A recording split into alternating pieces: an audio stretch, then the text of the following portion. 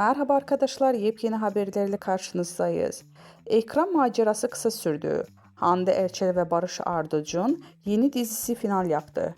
Başrollerini Barış Arduç ve Hande Erçel'in paylaştığı Aşk ve Gözyaşı dizisinin ekranlar macerası kısa sürdü. Hande Erçel ve Barış Arduç'un başrollerini paylaştığı ATV'nin yeni dizisi Aşk ve Gözyaşı ekranlara veda ediyor. Habere göre 7 bölümü ile final yapacak olan dizinin dün akşam aldığı düşük reytinglerde dikkat çekmişti.